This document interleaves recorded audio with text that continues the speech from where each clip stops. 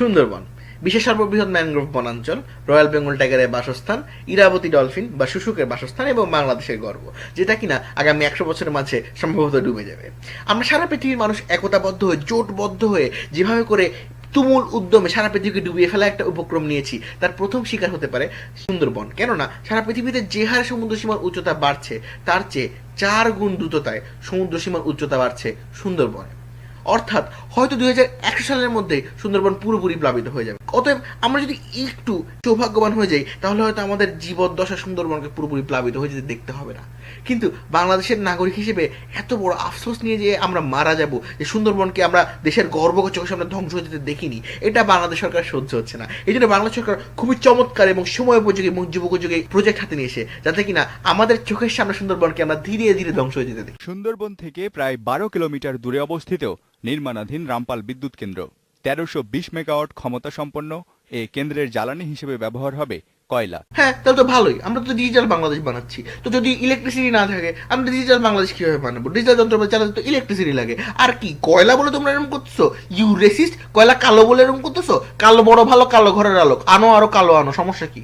দেশ বিদেশ থেকে কয়লা নিয়ে জাহাজ যাতায়াত করবে পশুর নদী। সমুদ্রপথে মংলা বন্দরে ঢুকতে সুন্দরবনের ভেতর দিয়ে যাওয়ার সময় সম্প্রতি তেলের ট্যাঙ্কার ডুবেছে শ্যালা নদীতে। আর এর ভয়াবহতাও টের পেয়েছে গোটা বিশ্ব। ফলে রামপালে কয়লা পরিবহনের সময় এমন দুর্ঘটনার আশঙ্কা করছেন বিশেষজ্ঞরা। কয়লা ভিত্তিক বিদ্যুৎ কেন্দ্র হওয়ার ফলে পশুর নদী দিয়ে আরও বাড়তি জাহাজ চলাচল করবে, এবং সেটা কয়লার জাহাজ। এবং কয়লার জাহাজ যখন ডুববে, কয়লার গুঁড়ো যখন পানিতে ভেসে যাবে এবং তার যে হেভি টক্সিক মেটাল সেটা যখন পানিতে ছড়িয়ে যাবে, সেটা আপনি খালি চোখেও দেখতে পারবেন না। তেল যেরকম তেলের আস্তরণ দেখছেন, খালি চোখেও দেখতে পারবেন। তখন মানুষকে কি বলে আহ্বান জানাবে সরকার? রামপাল বিদ্যুৎ কেন্দ্রের জ্বালানি হিসেবে ব্যবহৃত কয়লা থেকে প্রতি বছর প্রায় 9.5 লাখ টন ছাই উৎপন্ন হবে। এর সাথে থাকবে কেন্দ্রের দূষিত বায়ু ও পানি।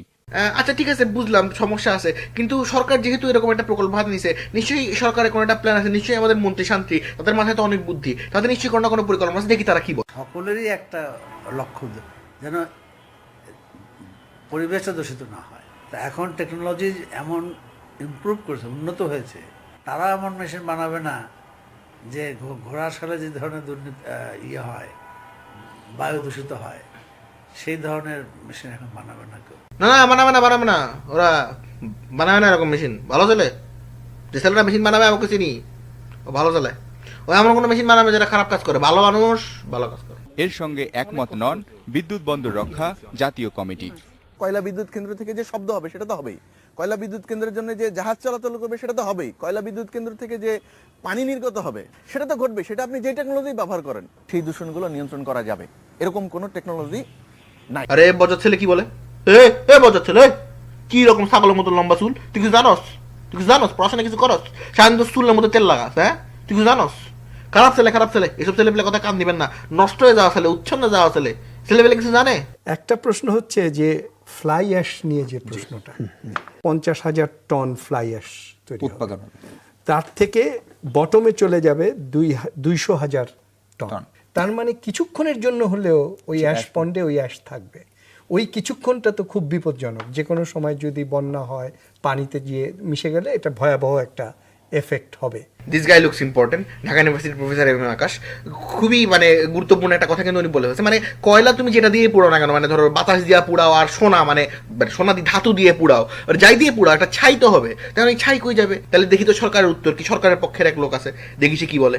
ওনারা তো একাডেমিশিয়ান, ক্লাসে বসে যেটা পড়ান, প্র্যাকটিশনার হিসেবে মনে মতো এগুলিও হচ্ছে। আর যেমন থাকে না যে মূলনীতি, এখন দলীয় মূলনীতি থেকে কমিউনিস্ট পার্টির আমলে কয়টা নীতি প্র্যাকটিক্যালি কয়জন করে। This guy is good. কি সুন্দর করে তাকে একটা টেকনিক্যাল প্রশ্ন করা হলো, ছাই কোথায় যাবে সেটা নিয়ে। সে সুন্দর করে সেটা পাশ কাটে, অর্ধেক টাইম তেল দিয়ে কাটা দিল, বাকি অর্ধেক টাইম সেটাকে দলীয় রাজনীতির ভিতরে ঢুকে দিল। প্রশ্নের উত্তর কিন্তু দিল না, মাঝখান দিয়ে পার হয়ে গেল। This guy is good. এরা কিন্তু চুক্তিতে সাইন করে ফেলছে। অর্থাৎ যেটা হচ্ছে সেটা হচ্ছে রামপালের যে জায়গাটা ওরা অ্যাকুইজিশন করছে, জনগণকে ওখান থেকে খেদায় দিয়ে ওখানে একটা জায়গা নিয়েছে, এবং ওখানে বাংলাদেশ ভারতের যৌথ প্রযোজনায় একটা বিদ্যুৎ কেন্দ্র করা হচ্ছে। এবং সেই বিদ্যুৎ কেন্দ্র সুন্দরবনের ক্রিটিক্যাল এরিয়া থেকে মাত্র 14 কিলোমিটার দূরে। এখন এই যে যৌথ প্রযোজনার কথা বলছি আমরা, এই যৌথ প্রযোজনা কিন্তু বাংলাদেশ ভারতের যে যৌথ প্রযোজনা সিনেমা, সেই যৌথ প্রযোজনা সিনেমার মতো 50% না। এই যৌথ প্রযোজনা 30% দেবে হচ্ছে বাংলাদেশ ইন্ডিয়ার গভর্নমেন্ট, হয়তো বাংলাদেশ 15%, ইন্ডিয়া 15% দিবে। বাকি 70% আসবে প্রাইভেট লোন থেকে। লোন ঠিক আছে, অনুদান কিন্তু না, লোন। এবং এই লোনটা দিচ্ছে ইন্ডিয়ার এক্সিম ব্যাংক, যেটা একটা রাষ্ট্রায়ত্ত ব্যাংক। তার মানে আদতে টোটাল যে প্রকল্প, সেই প্রকল্পে 70+15 85% ইন্ডিয়ার বিনিয়োগ, বাংলাদেশের মাটিতে ইন্ডিয়ার বিনিয়োগ, ইন্ডিয়ান গভর্নমেন্টের বিনিয়োগ। এখন প্রশ্ন হচ্ছে, ইন্ডিয়ান গভর্নমেন্ট কেন বাংলাদেশের মাটিতে এত বড় বিনিয়োগ করছে? এখন আমি জানি না এক্সিম ব্যাংকের মূলনীতিতে কি আছে, বাট এক্সিম ব্যাংক এইটাতে লোন দিতে পারবে না তাদের এক্সপোর্ট বেনিফিট না হলে, এটা এটা আমি ঠিক ওইভাবে স্ট্রেটফরওয়ার্ড উত্তর দিতে, বাট আমি মনে করি এগুলো থিওরিটিক্যালি অনেক কিছু আমরা বলতে পারি, বাট প্র্যাকটিশনার হিসেবে practical field is different. Seriously, that's your response? মানে বাংলাদেশের গভর্নমেন্ট থেকে মনে করছে ইন্ডিয়ার রাষ্ট্রায়ত্ত এক্সিম ব্যাংক হঠাৎ করে বাংলাদেশের প্রতি এত মায়াময়, এত করুণা, এত তাদের দরদ উতলায় উঠলো যে তারা কোনো ধরনের লাভের কথা চিন্তা না করেই বাংলাদেশে এত বিরাট একটা বিনিয়োগ করছে। এরকম কিছুই না। সত্যিকারে যেটা হয়েছে সেটা হচ্ছে এইটা। ইউনিভার্সাল ক্রিসেন্ট পাওয়ার প্রাইভেট লিমিটেড সংস্থা নয়াচরে 700 একর জমিতে 660 মেগাওয়াট ক্ষমতা সম্পন্ন 2টি তাপবিদ্যুৎ কেন্দ্র গড়তে চায়, যার ছাড়পত্র চেয়ে তারা আবেদন করেছিল পরিবেশ দফতরের কাছে। তবে পরিবেশ দপ্তরের মনোভাব আঁচ করতে পেরেই এই সংস্থা ইতিমধ্যে বিকল্প জমির সন্ধানেও নেমে পড়েছে। ইন্ডিয়ার পরিবেশ দূষণ নিয়ন্ত্রক পর্ষদ না কর্ষদ, তারা বলল যে নয়ার চরে বা এরকম কোনো সুন্দরবনের কাছের জায়গায় তারা তাপবিদ্যুৎ কেন্দ্র স্থাপন করতে দেবে না। কেন? কারণ তাহলে ম্যানগ্রোভ ফরেস্টের ক্ষতি হবে। তার মানে এখন ইন্ডিয়ার সাথে এমন কোন একটা জায়গা প্রয়োজন যেখানে কিনা সমুদ্র আর নদীর খুব ভালো অ্যাক্সেস থাকবে, আর হচ্ছে যে সেখানে যেসব মানুষজন থাকবে তাদেরকে সহজে উৎখাত করা যাবে, আর সেখানে খুব সহজে কয়লা ট্রান্সপোর্ট করা যাবে, সহজে ম্যান পাওয়ার পাওয়া যাবে, আর সেখানে ইলেকট্রিসিটি খুব সহজে ইন্ডিয়াতেও আনা যাবে। এখন ইন্ডিয়ার ভিতরে যদি কোথাও করতে হয় তাহলে রাজ্য সরকারের অনুমতি লাগবে, সেখানে জনগণকে খেতে থেকে একটা ক্যাচাল হতে পারে, নানা পলিটিক্যাল হিসাব উল্টাপাল্টা হয়ে যেতে পারে।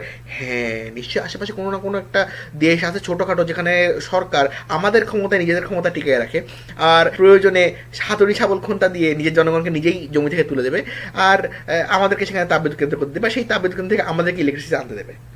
এমন দেশ কোথায় আছে? Think think think.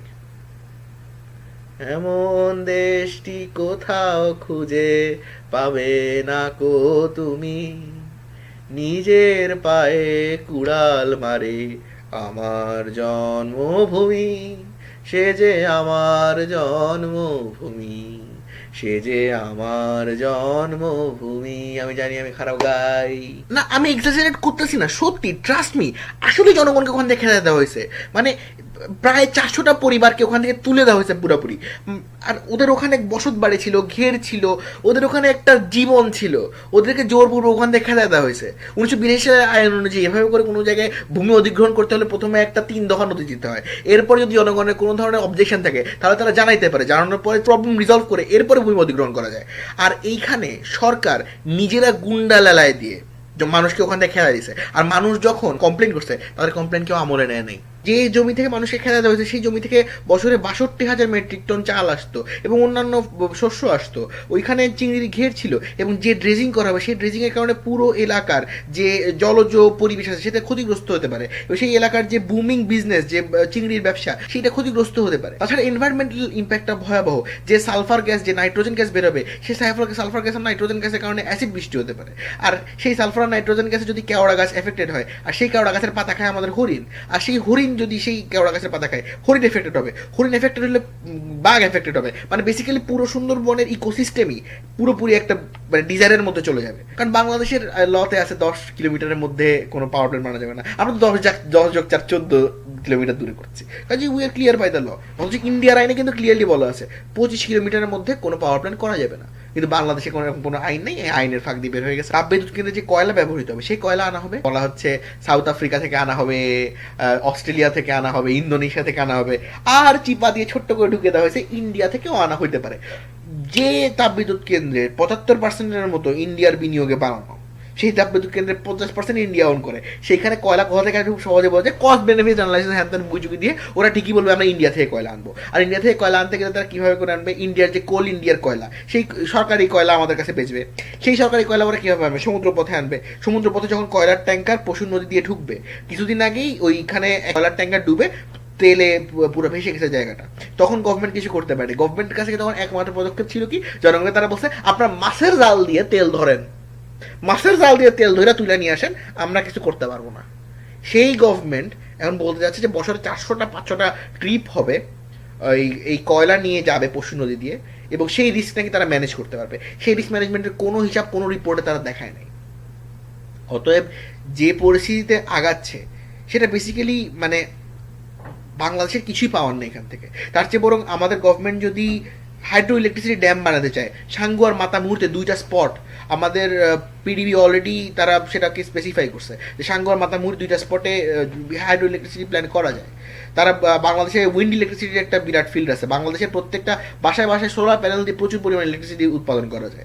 ইন্ডিয়ার কাছ থেকে কয়লা কিনবে, এরপর সেই কয়লাতে যে ইলেকট্রিসিটি উৎপন্ন হবে সেই ইলেকট্রিসিটি বাংলা জনগণ কেনার অ্যাফোর্ড করতে পারবে না। সেই ইলেকট্রিসিটিতে বাংলাদেশের যে ইলেকট্রিসিটি খাত সেটা আবার লস করবে। গত বছর $1 বিলিয়ন লস করছে, এবছর আরও বেশি লস করবে। লস করে করে যে বিদেশি লোন থাকবে এক্সিম ব্যাংকের কাছে, ইন্ডিয়ার এক্সিম ব্যাংকের কাছে ইন্টারেস্ট দিতে হবে। লোনের ইন্টারেস্ট আসবে কোথা থেকে? জনগণের ট্যাক্সের টাকা থেকে। আমরা সব দিক দিয়ে ঘুরে ফিরে টাকাটা যায় জনগণের পকেট থেকে, সব দিক দিয়ে ক্ষতিগ্রস্ত হয় বাংলাদেশের জনগণ। এই জন্য আমরা বলি সুন্দরবন বাঁচাও, দেশের জনগণকে বাঁচাও, আমাদের অস্তিত্ব বাঁচাও, রামপাল তাপবিদ্যুৎ কেন্দ্র বন্ধ করে যেভাবে সম্ভব সুন্দরবন বাঁচাও, দেশ বাঁচাও।